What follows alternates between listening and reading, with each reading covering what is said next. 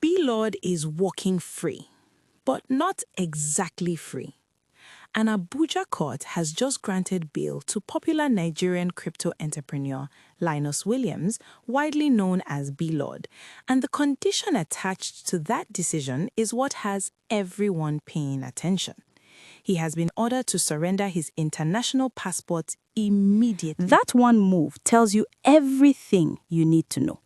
The court is not done with him, and this case is far from over. Just a few days ago, things looked very different. Blord was in custody and there were real concerns about how long he would remain there. The situation had already sparked conversations across social media, especially among young Nigerians who follow his journey in crypto and online business. Then suddenly, this update drops. The court says he can go home, but he must stay within the country and remain available for trial. No travel, no disappearing, no stepping out of line.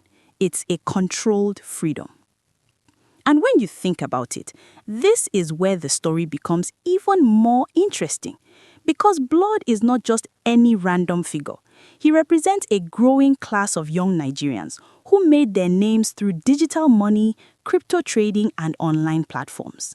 People who built influence fast, made money fast, and attracted attention just as quickly. So, when someone like that gets pulled into a legal situation, it goes beyond one person. It becomes a reflection of something bigger.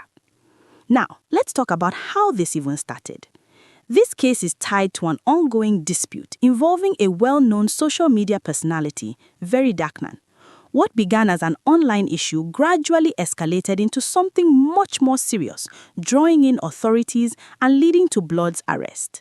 At some point, the situation moved from online arguments to official charges, and once that line is crossed, things change completely. You are no longer dealing with just opinions or public reactions. You are dealing with the law, and that's exactly what played out here.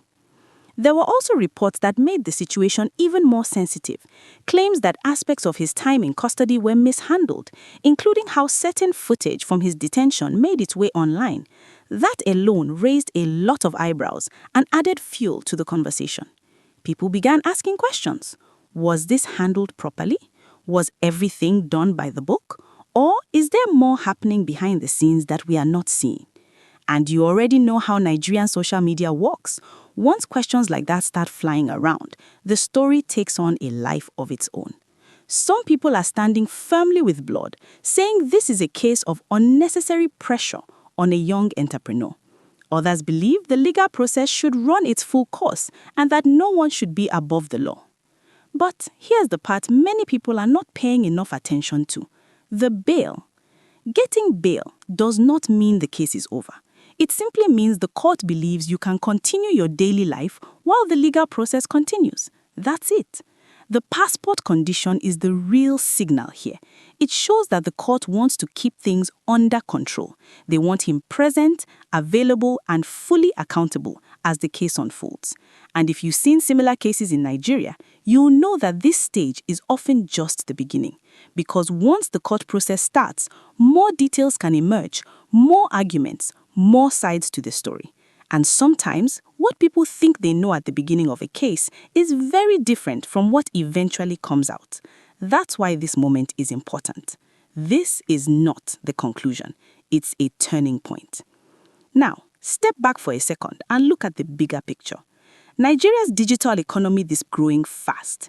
Crypto, fintech, online businesses, content creation. Young people are building wealth in ways that didn't exist a few years ago. But with that attention comes attention. From regulators, from authorities, from the public.